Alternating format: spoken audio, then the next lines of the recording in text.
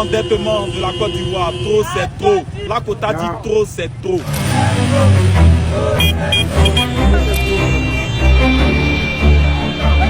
Les femmes de Bago, assalamu alaikum. La Côte Bago faux, la presse d'Ali faux, la rappel faux, la Robin faux. C'est un enfant de Bago qui parle. La Côte dit trop c'est, la partie trop c'est. Nous les nordistes de Côte d'Ivoire, c'est de dire que nos parents de Dida ne sont pas bons. C'est de dire que nos parents pétés ne sont pas bons. C'est de dire que nos parents baoulés ne sont pas bons. Et nous nous sommes allongés derrière quelqu'un pour combattre notre frère Bago, pour combattre notre frère. Et Bago disait ainsi, vous me combattez pour quelqu'un que vous ne connaissez pas. Je suis avec Bago, mes parents sont avec Bago. Ceux qui n'avaient pas compris hier, qui ont pris des armes comme vous, nous vous demandons pardon. Je m'appelle Youssouf Diaby. Je suis Diaby de Sabatigila.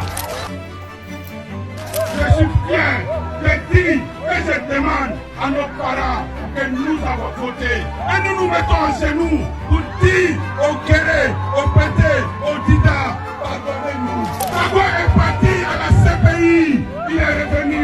Tu es à un plan pour Bago. Le plan de Bago, c'est le Bago. Le plan de Bago, c'est le Bago. Ah les amis, Youssouf Diaby a fait fort. Ouais. Le retour de Gbagbo en Côte d'Ivoire, là, il y a Dieu dedans. C'est pas pour rien.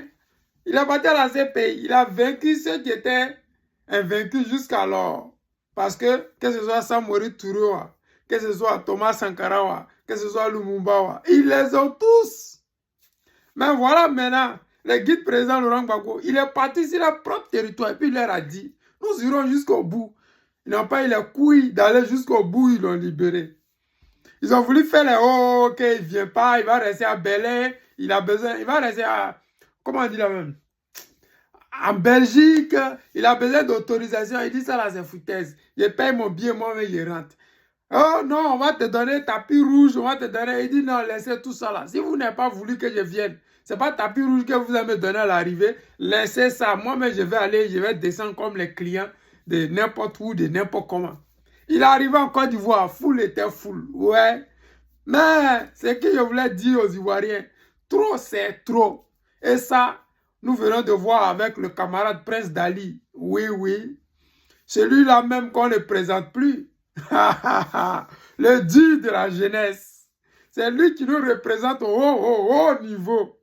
C'est lui-là même là qui a pris le devant des choses. Celui-là qui dit trop c'est trop, nous sommes super endettés. Vous avez vu hier Macron, ils lui ont posé des questions simples.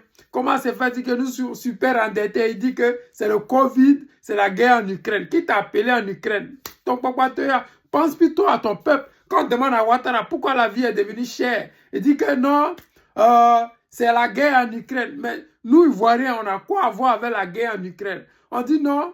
Le pétrole a augmenté. Alors que la Côte d'Ivoire produit du pétrole, le gaz naturel liquéfié, ce qui rend les pays comme la Russie, sous sanctions, hyper riches. Comment se fait-il que nous, on ne devient pas riches, mais tout augmente, nous devenons pauvres de jour en jour.